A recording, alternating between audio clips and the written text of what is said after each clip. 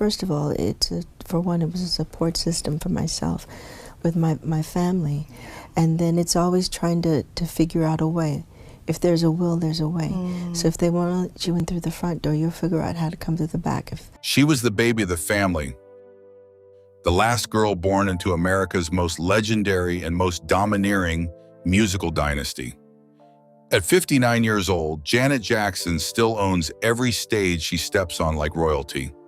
Fans worldwide still crown her the queen of R&B.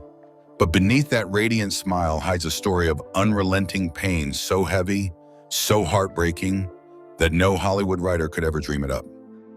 From her father's suffocating grip to 3 broken marriages, the career-shattering Super Bowl moment the whole planet still remembers, the unimaginable grief of losing her brother Michael, and today raising her young son all by herself in the spotlight's long shadow. Tonight we're lifting the veil on the real Janet Jackson, the untold chapters they never played on MTV. If you're ready for the raw, unfiltered truth, smash that subscribe button and hit the bell. Let's dive deep. Chapter 1, lived in Jackson Prison. Imagine an 8-year-old girl standing completely naked in the bathtub, shivering from the cold and pure terror, as her own father bursts in and lashes her bare skin with a leather belt. This wasn't a horror movie scene. This was a real memory burned into Janet Jackson's soul. Let's go back to May 16, 1966, a bitterly cold spring night in the smoky steel mill town of Gary, Indiana. Inside a rundown 2-bedroom house on Jackson Street, the very road that would one day carry their legendary last name, Katherine Jackson gave birth to her 9th and final child, Janet Demita Jo Jackson. The house was in awful shape, peeling paint on every wall, flimsy curtains that couldn't block the constant roar of the steel mills, and barely enough room for 10 people to squeeze in. There was no backyard to play in, no toys scattered across the floor. Instead, the living room transformed into a strict rehearsal studio every single night. Ruling over everything with an iron grip was Joseph Jackson. The children were strictly forbidden from calling him T.I. or Daddy. To them, he was simply Joseph, cold, distant, and deeply intimidating. By day, he operated a crane in the steel mill. The second he walked through the door, he became a ruthless music manager. He was convinced that brutal discipline was the only road to fame, and he enforced it with his fists and a thick leather belt. The older brothers, Jackie, Tito, Jermaine, Marlon, and Michael, have all spoken about the savage whippings. Miss a note? Belt. Step out of formation? Belt. Talk back? Belt. As the youngest daughter, Janet escaped the worst of the daily beatings. But there was one moment she would never forget. At around 8 years old, while she was naked and defenseless in the bathtub, Joseph stormed in and struck her with the belt over a minor mistake. That single blow left a scar far deeper than skin. It taught little Janet that even in the safest, most private place, she was never truly safe. She never had a real childhood, not even close. From the age of 7, Janet was thrown straight into the family machine. While other kids rode bikes and played hide and seek, she was learning choreography, harmonies, and how to flash a perfect smile on demand. Every evening, the children lined up in military formation in that cramped living room, while Joseph stood in front with his arms crossed, shouting orders. Rehearsals often dragged on for hours, sometimes until midnight, as the younger ones struggled to stay awake. She watched her big brother, Michael, explode into global superstardom with the Jackson 5, and she learned the harsh rule of the house early. Love was never given freely. Love had to be earned through absolute perfection. Even among her own siblings, real affection was almost non-existent. The older ones teased her mercilessly, calling her pig, horse, and big butt, constantly mocking her weight and appearance. Even Michael, the brother she adored most, sometimes joined in the cruel jokes.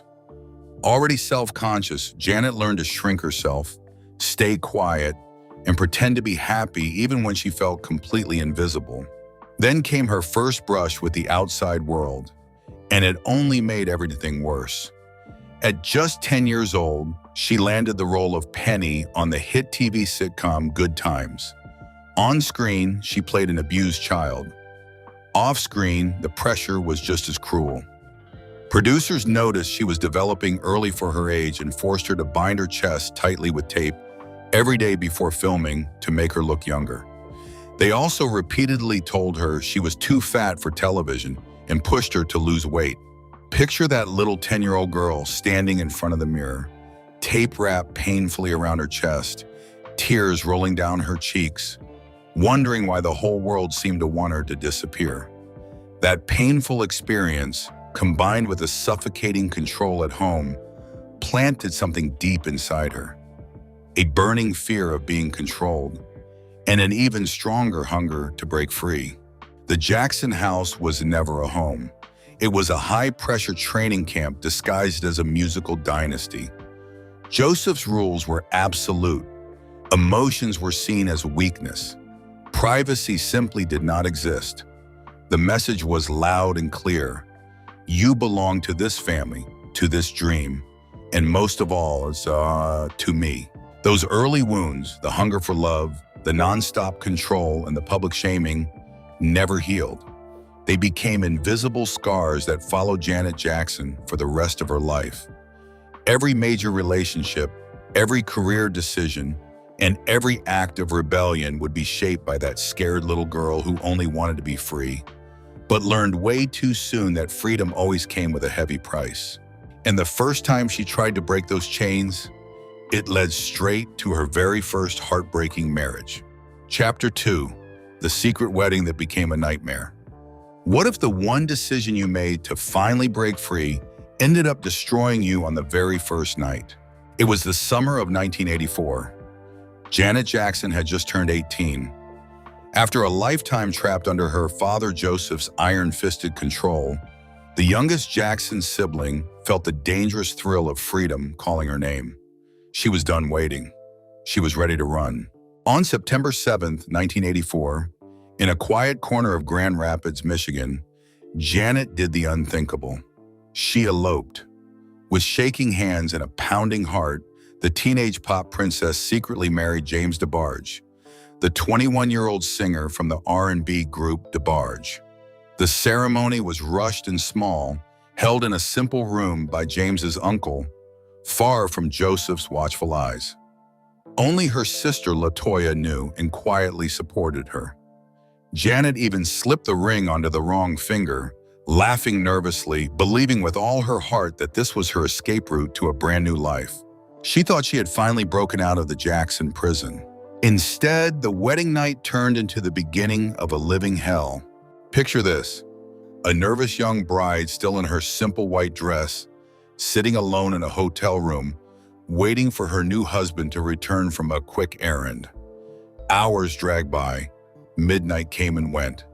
The clock kept ticking while Janet sat on the edge of the bed, the ring growing heavier with every passing minute. James never showed up. He had vanished into the night, chasing the deadly high of crack cocaine, a drug that had already taken control of him long before he said, "I do." The marriage was cursed from that very first evening. For the next 8 brutal months, Janet fought desperately to hold it together. The couple moved into the Jackson family compound at Havenhurst, but she carried the crushing secret like a heavy stone. She lived a painful double life, smiling for the cameras by day while crying herself to sleep at night. James's addiction spiraled out of control. He would disappear for days, even weeks at a time, leaving Janet drowning in fear and the devastating realization that she had simply traded one nightmare for another. Joseph's strict rules were gone, but now she was chained to a husband lost in drugs and chaos. By early 1985, everything had fallen apart. The marriage was officially annulled in November 1985. It had barely lasted a year, an embarrassing chapter the Jackson family tried hard to erase. Janet was left heartbroken, humiliated, and utterly alone. The damage cut even deeper. At the exact same time, she was filming her recurring role as Cleo Hewitt on the hit series Fame. On screen, she played a confident, driven dancer chasing her dreams. Off-screen, she was quietly falling to pieces. The stress of the secret marriage and sudden annulment bled into every scene. Directors noticed she seemed distant and emotionally drained. In later interviews, Janet admitted she felt completely numb to the show because her real life was in total ruins. The pain didn't end there. That same year, the trauma triggered a terrifying new battle.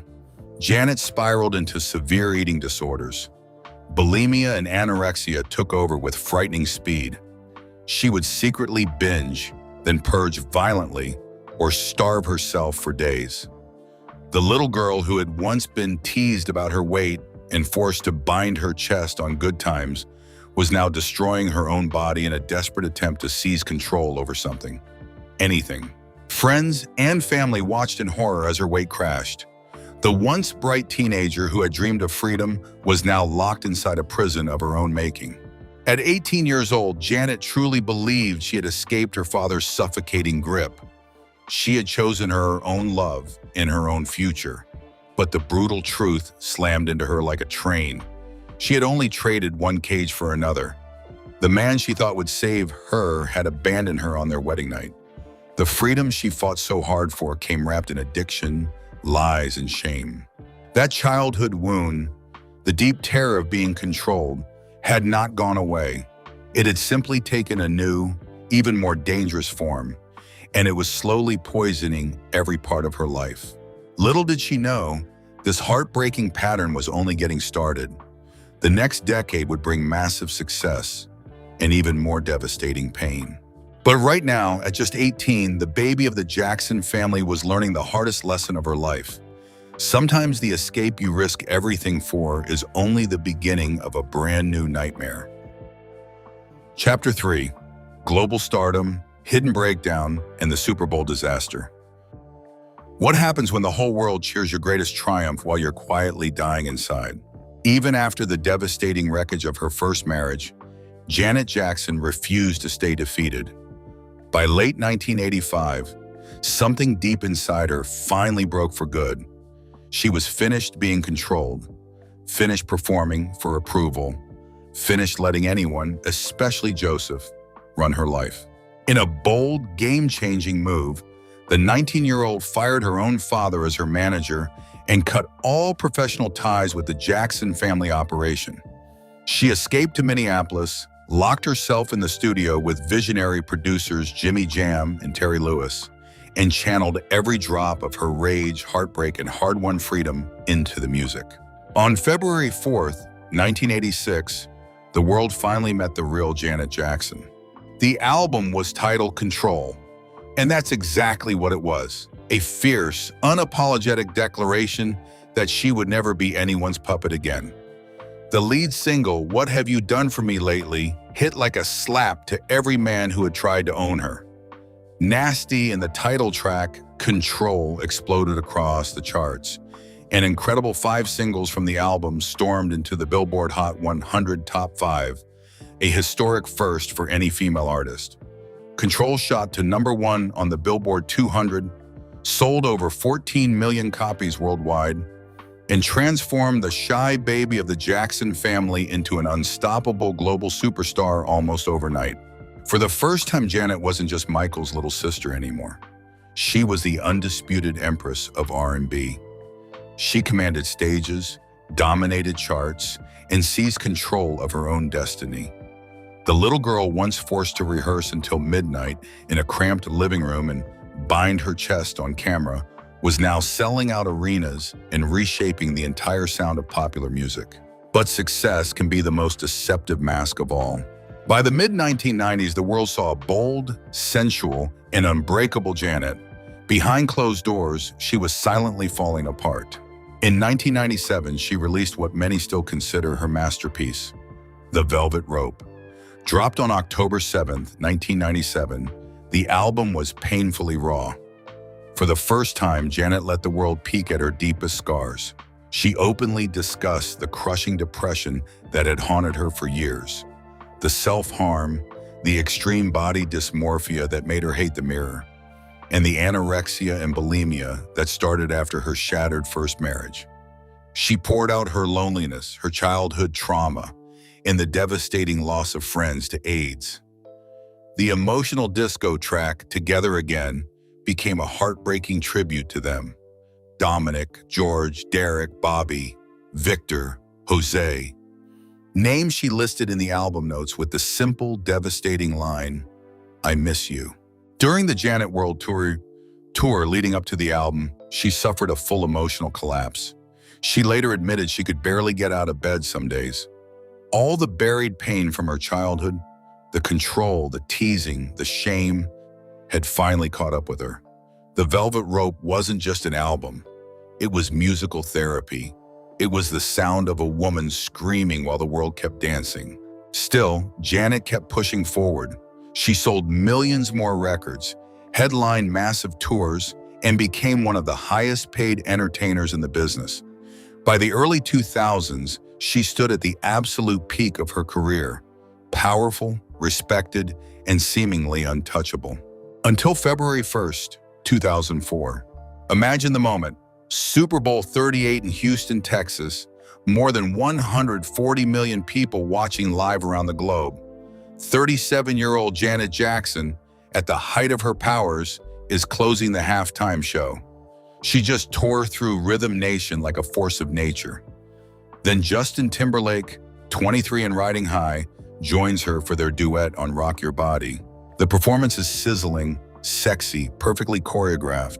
Then comes the final line, "Bet I'll have you naked by the end of this song." Timberlake reaches over, grabs the side of Janet's custom Alexander McQueen leather bustier, and rips it.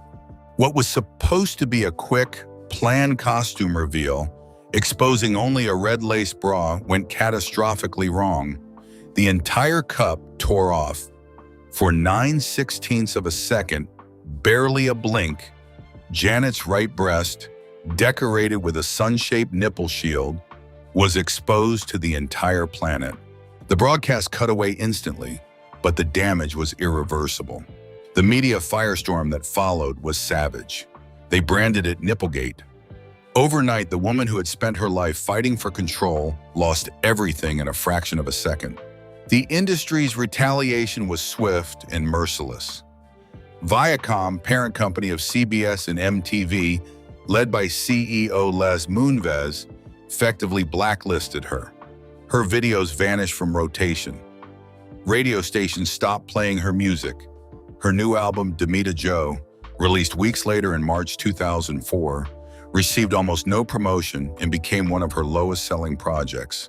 She was disinvited from the Grammy Awards, airing on CBS just days after the Super Bowl.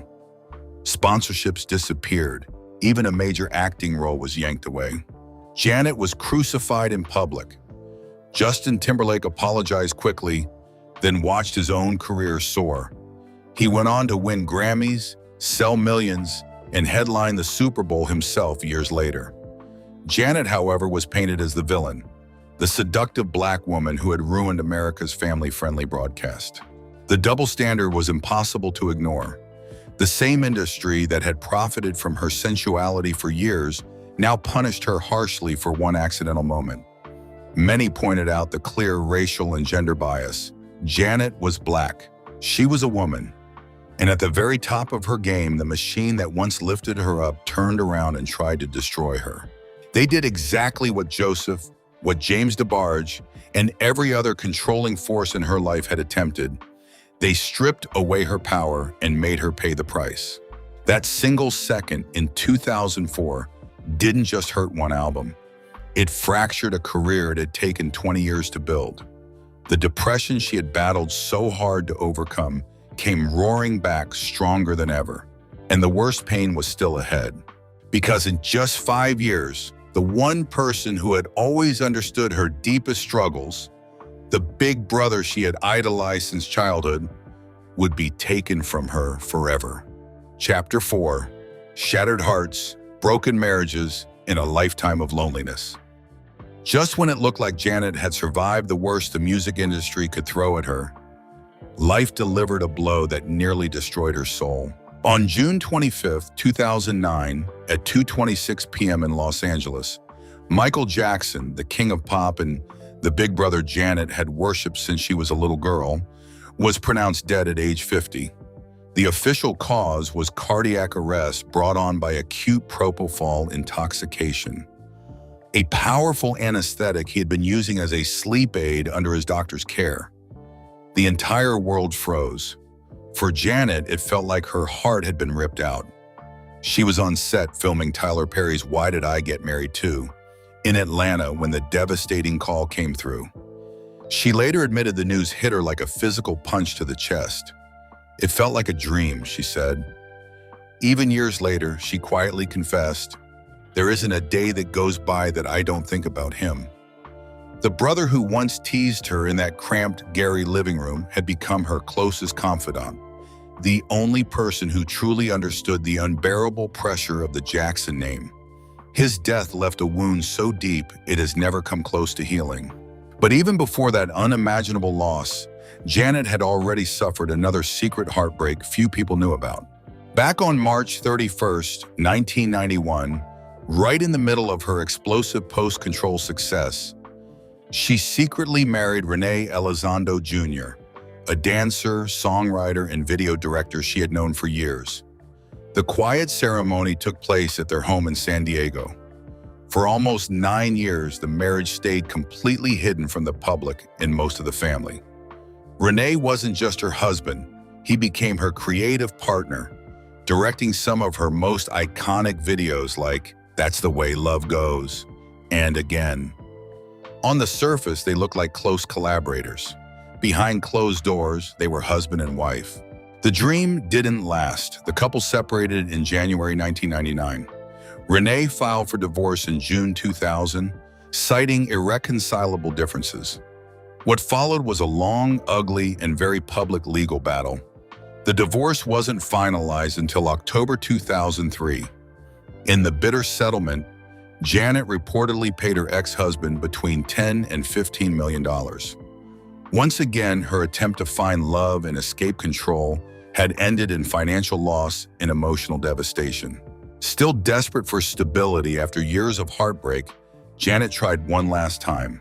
In 2012, she quietly married Wissam Al Mana, a wealthy Qatari billionaire businessman. The wedding was kept completely private. For a few years, they lived a low-profile life away from Hollywood. Then, at age 50, Janet became pregnant, a miracle many thought would never happen.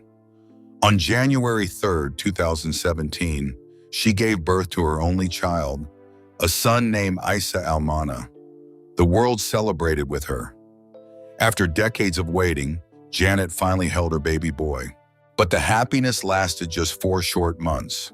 In April 2017, Janet announced their separation. According to her brother Randy, the marriage had become extremely controlling and verbally abusive. Wissam allegedly forbade her from wearing revealing clothes, banned her sensual choreography, and made her feel trapped in her own home. Cultural and religious differences clashed hard with the independent artist she had fought her whole life to become. The divorce turned nasty, with painful custody battles over young Isa that dragged on for years. The cruel irony was impossible to miss. By then, Janet was wealthy, world-famous, and finally a mother at 50.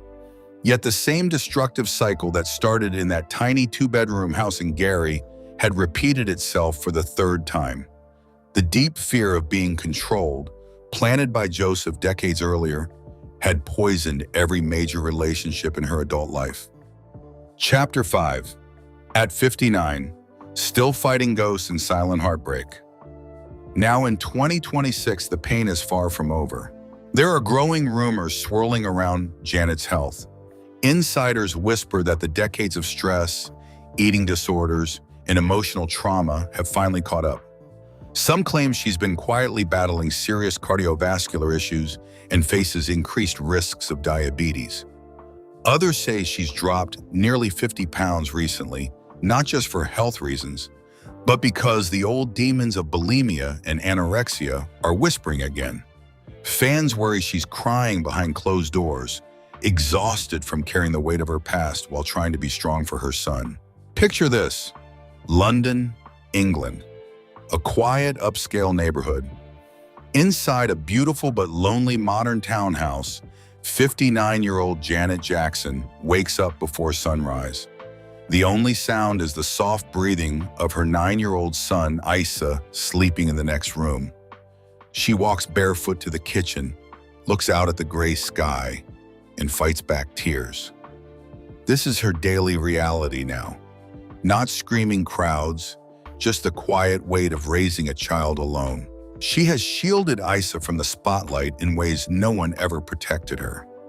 No red carpets, no paparazzi, just a normal boy who loves video games and music, and a mother who would do anything to make sure he never feels the chains she grew up with. After bitter custody battles, she is raising him mostly by herself in London. Professionally, she remains a force. The Together Again tour was a massive success. Her Las Vegas residency sold out night after night. She just announced new Japan dates for June 2026. But when the lights go down and the applause fades, the ghosts return. The eating disorders, the depression she first revealed in the Velvet Rope, the heartbreak of 3 failed marriages, the Super Bowl betrayal, and the endless ache of losing Michael. They all come rushing back. At 59, Janet Jackson has the career, the money, and the son she prayed for. Yet here she is, living alone, still searching for the peace that has always escaped her. The little girl who only wanted freedom is still fighting the same invisible prison she was born into. The tragedy of Janet Jackson is not over. It continues quietly, behind the million-dollar smile and flawless performances, in the early morning silence of a London townhouse where a legendary mother holds her son a little tighter and wonders if she will ever truly be free. And that, ladies and gentlemen, is the real, unfiltered story of Janet Jackson. A woman who gave the world her voice, her body, and her soul, yet paid an unimaginable price for every single spotlight moment. From the iron grip of her father in that tiny Gary house, through 3 heartbreaking marriages, the career-shattering Super Bowl scandal, the devastating loss of her brother Michael, and now raising her son Asa completely alone at 59, Janet's life has been one long, relentless battle against control. Her story isn't just about fame and success, it's about survival. About a little girl who only wanted to be loved and free, but learned too early that both came with heavy chains. Even today, behind the dazzling performances and million-dollar smile, she continues fighting silent battles with depression, health struggles, and the ghosts that refuse to leave her in peace. Janet Jackson remains the Empress of R&B, unbreakable on stage, yet heartbreakingly human off it. Her strength inspires millions, but her pain reminds us how cruel the spotlight can truly be. If this story touched your heart, if Janet's resilience moved you to tears, drop a comment below. Which part of her journey hurt you the most? The childhood trauma, the marriages, Nipplegate, or her lonely reality as a single mother today? Hit like if you feel her pain, subscribe for more raw, no-holds-barred celebrity truths, and turn on notifications so you never miss a story. Thank you for watching. Remember, behind every legend is a human being carrying scars the world will never fully see.